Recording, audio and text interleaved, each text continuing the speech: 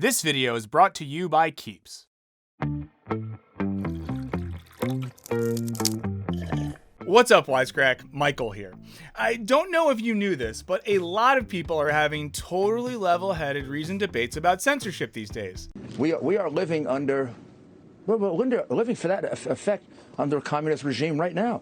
We're living under a Nazi regime, a communist regime, a fascist regime. Just kidding. YouTube removes videos for spreading medical misinformation. TikTok shadow bans certain political content. University professors are losing their jobs, and it seems like every week Facebook and Reddit are banning entire communities that violate their terms of service. As for the government, civil rights lawyers accuse the US military of violating the First Amendment for banning users on their Twitch streams who ask them about war crimes. And then, there's this.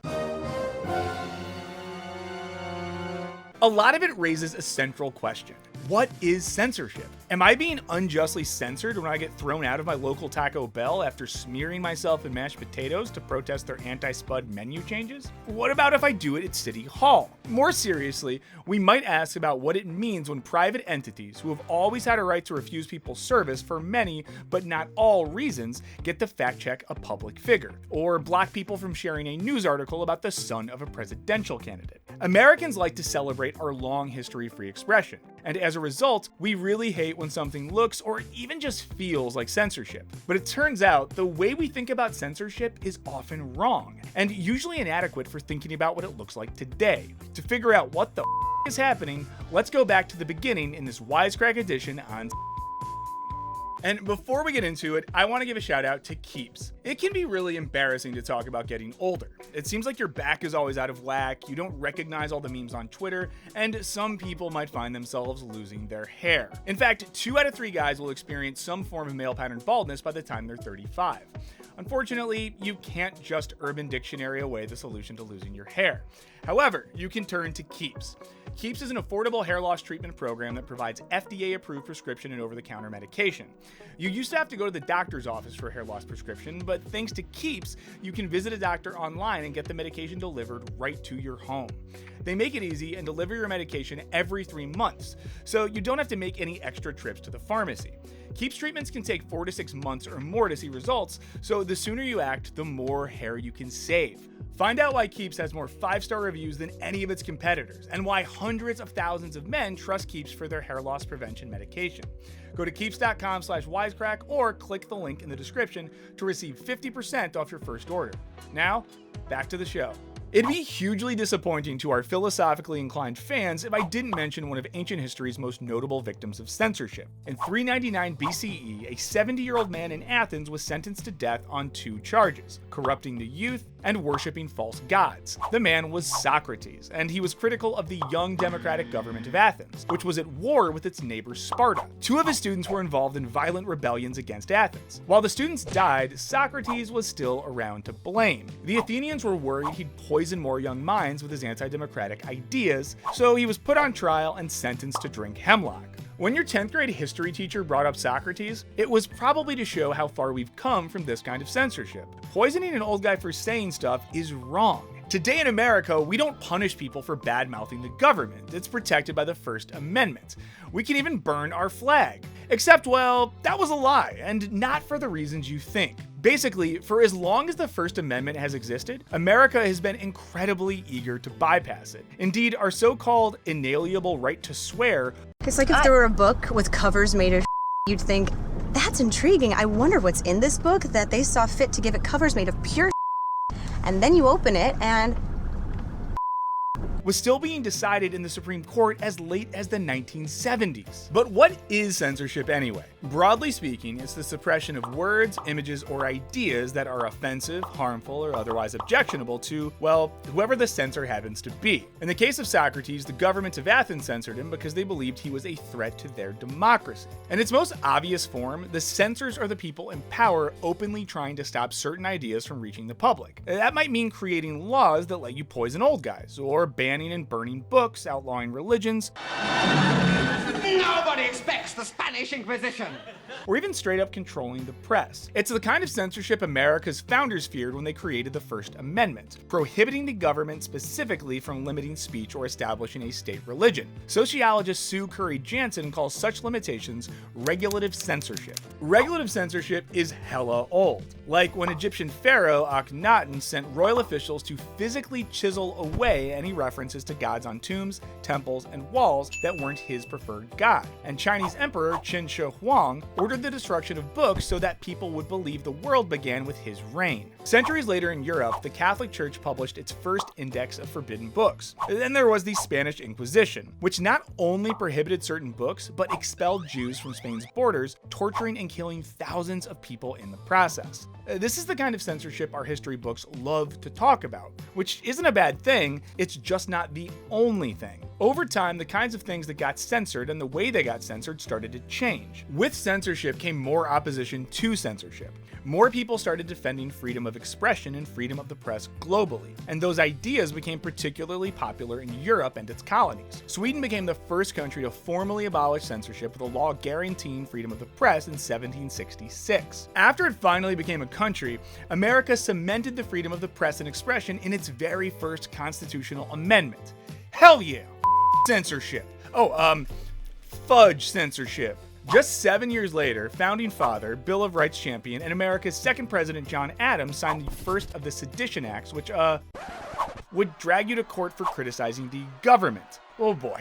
Just like the ancient Athenians feared Socrates, Adams and his fellow Federalists were concerned that their political opponents were going to spread anti-government ideas. As a result, 25 people were arrested, mostly editors of newspapers who criticized the Adams administration. One guy was arrested for referring to the press as the blind, bald, crippled, toothless, querulous Adams.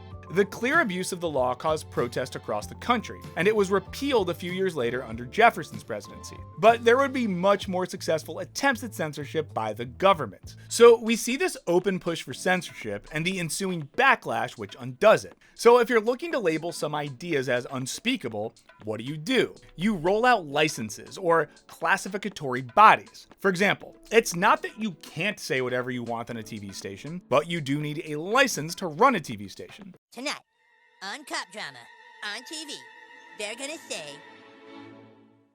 shit.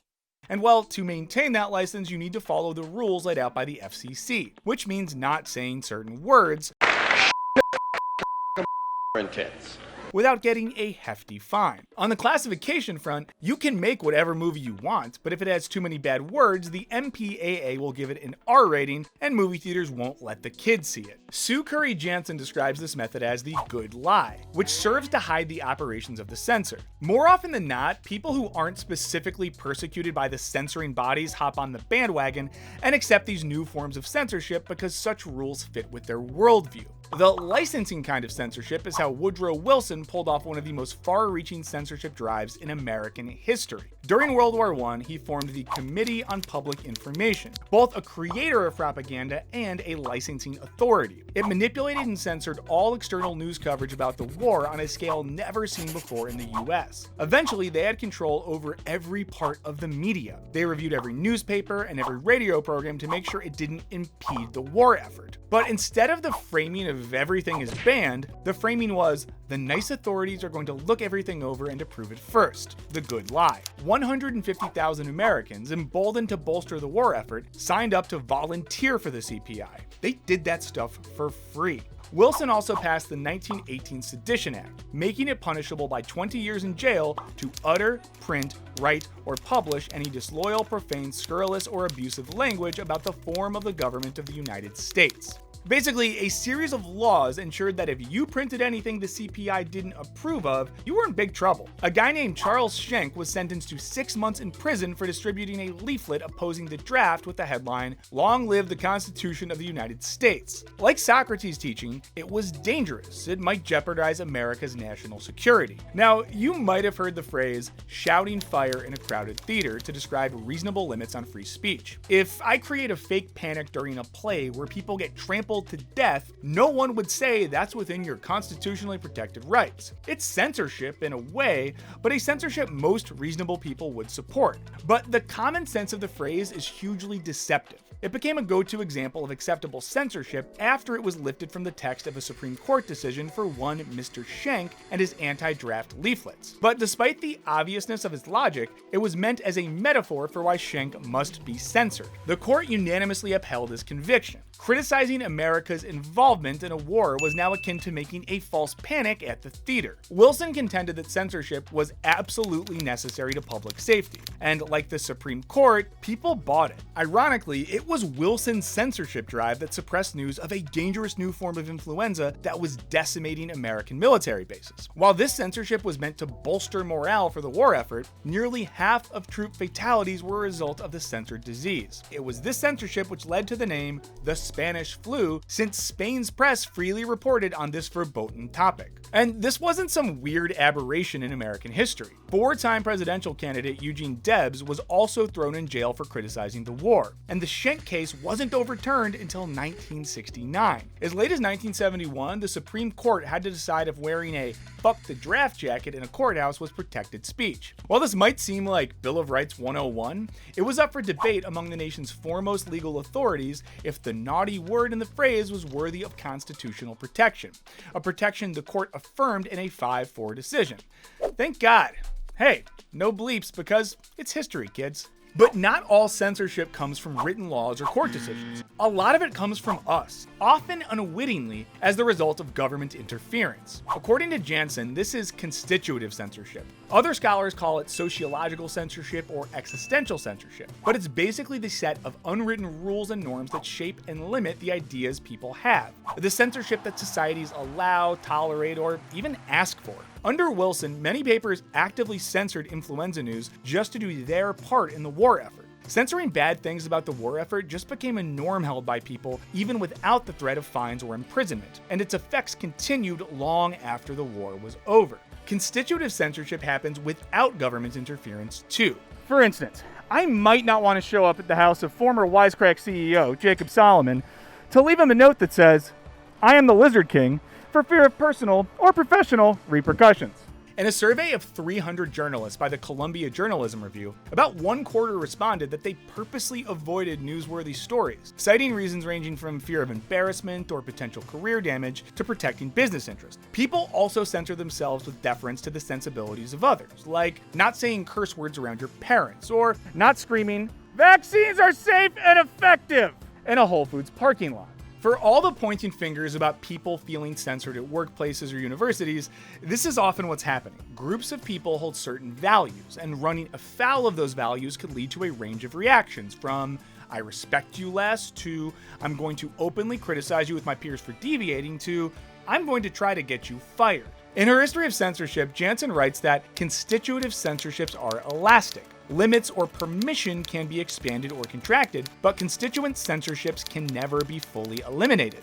What she means is, the rules and norms that define what society finds acceptable are flexible and can change. Sometimes the government can influence them, and sometimes the public can influence them, but they're always there. People often scream censorship about things that are kind of inevitable due to this. The same people who think they're being censored out of fear their peers will say mean things about them might very well be the same people making a 40-minute rage-filled response video for the crime of suggesting The Last Jedi wasn't that bad, with no sense of irony. What they might really be complaining about, though, is the Overton window. You can imagine the Overton window as a range that slides up and down on an ideological spectrum. Within the window are a range of ideas that seem diverse. Some are popular and sensible to one side of the spectrum, and the others are popular and sensible to those on the other side of the spectrum. But out of view are ideas that are radical, even unthinkable, until they aren't. According to the free market advocate think tank guy who coined the term, Joseph Lehman, the window shifts and moves. What was once unthinkable, like say an interracial kiss on television in the 1960s, might become radical, then acceptable, and eventually even commonplace. The window both moves and widens through exposure to new ideas. Because if you force people to consider an unthinkable idea, even if they don't like it, all the less extreme ideas suddenly seem possible, maybe even acceptable. But remember, there are always things outside the window, things beyond public tolerance. When people argue about cancel culture and censorship in response to public figures receiving a torrent of criticism, it's often really a complaint about where the Overton window is. Even for the loudest people shouting free speech on the internet, they probably draw the line like most people at, say, endorsing pedophilia. And oftentimes people, as a group, expressing their feelings that such and such person has bad ideas and is dumb is itself just people expressing their own opinions. Should we censor those people from criticizing others? This video gives me hope in certain moments where I'm like, this is actually a pretty good video. And then it gives me brain cancer at the same time. Probably not. The point is, cries of censorship directed at one side are often a smokescreen for saying, my constitutive censorship is normal and fine, yours is not. Case in point, university professors getting fired for their ideas. While the narrative is that the censorious left is getting anyone fired who doesn't fall in line with their ideas, independent reviews actually show that while yes, this does happen, it happens in far greater numbers to left-leaning professors at the hands of conservative backlash. But back to the Overton window. There's a bit of confusion over how it moves. A lot of popular thinking claims that it's all on corrupt lawmakers who use their power to intentionally shift the window to the extreme, whether it's to be inflammatory or make one's fringe ideas more acceptable and promote their own aims. In a Politico interview, Lehman argues that this is a misconception. While you can push the window by advocating for radical ideas, he says it actually happens through public discourse. He says this idea that lawmakers are trying to shift the window is absolutely false. Lawmakers are actually in the business of detecting where the window is and then moving to be in accordance with it. Others, like Noam Chomsky, argue that some lawmakers have an interest in keeping the Overton window where it is, and that they'll do a whole lot to make sure people are ignorant of what's outside of it. In 1998, before the Overton window was a mainstream idea, Chomsky argued the smart way to keep people passive and obedient is to strictly limit the spectrum of acceptable opinion, but allow very lively debate within that spectrum, even encourage the more critical and dissident views. That gives people the sense that there's free thinking going on. Through a lot of channels, but especially the media, we hear a lot about what kind of ideas are radical or crazy that runs through an elaborate filter of corporate interests. Others have called this kind of censorship market censorship. Basically that while we're giving the illusion of choice, the people who run the news organizations, publishers, and so on get to decide what is allowed. So while people might be upset when Spotify employees are trying to fire Joe Rogan, it's the same kind of editorial decision making the company employs every day.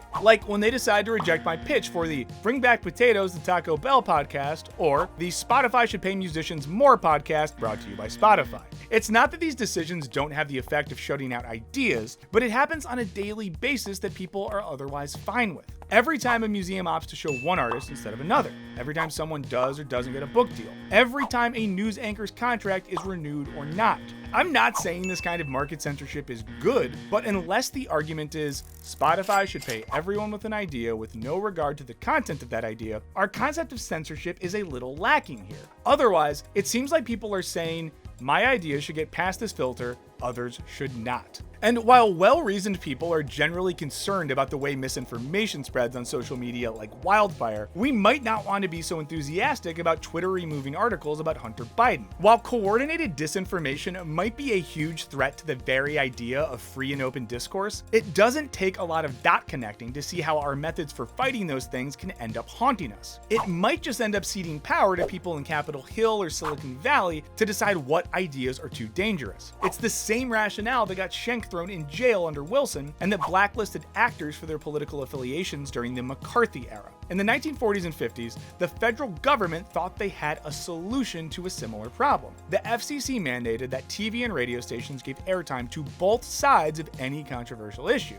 It was called the Fairness Doctrine. But something happened in the early 1960s. John F. Kennedy figured out he could game the doctrine by appointing political allies to the FCC and then lean on them to find ways to manipulate news coverage. He told his buddies to rigorously enforce the Fairness Doctrine, and they enforced it, to be fair, to Kennedy by using their FCC powers to call out any unbalanced criticisms of him. Nixon would later do the same thing, using the Fairness Doctrine to pressure TV networks to give more fair and balanced coverage of the Vietnam War. What he really meant was more flattering coverage and censorship of the war's atrocities. Okay, but what does all of this have to do with Big Daddy Twitter hiding tweets and YouTube demonetizing videos? Well, a lot of people are worried that the same thing that JFK did to the TV networks could happen with the internet. If the FCC is in the pocket of whoever's in charge, they might abuse their power and influence the media we consume. Attempting to coerce internet platforms into widely skewing content moderation to what governments want seems maybe bad, and also just like another kind of censorship. Ironically, pushes by conservative politicians to be fair to right-wing news outlets ended up with Facebook systematically favoring right-wing news while suppressing left-wing news. Facebook brings us to the central problem with a lot of censorship discourse. So much of the history of censorship relates to the government and the distribution of the press in public spaces. Problem is, public space has virtually disappeared in the last century. In lieu of public squares and meeting places, we have shopping malls and privately owned internet companies. And like the Taco Bell that threw me out, private companies are in no way obligated to honor free speech laws. But the effect is the same. It's just that instead of the government regulating speech, companies do. Censorship today happens in a myriad of ways, but our narrow focus can often obscure the greater systems at play. It's easy to get mad when a professor loses their job. It's harder to look at everyone who never got a job offer and why. It's easy to get mad at Twitter. It's harder to look around and figure out what kind of public venues for free speech still exist and why they've almost all disappeared. And while some may propose a free market of ideas to duke it out, the free market has always been a fiction. Ideas are filtered through so many levels of market and constitutive censorship before they can even get written in a book or put on the news. While we should be on the lookout for the Socrates drinking hemlock version of censorship, it's just a small part of the picture. It's an incredibly complicated problem with no easy solutions. And for everyone who's saying it is, maybe take what they say with a grain of salt. I'll end with scholar Michael Holquist, who writes that censorship is impossible to escape, and that the institutions or legislation promising free speech are band-aid solutions. He says, to be for or against censorship as such is to assume a freedom no one has. Censorship is. One can only discriminate among its more and less repressive effects. So what do you think? Is censorship inevitable, or should my lifetime ban of Taco Bell be immediately lifted? Big thanks to our patrons for all your support. Murder that subscribe button like you're an Athenian condemning Socrates, and don't forget to ring that bell. And as always, thanks for watching. Later.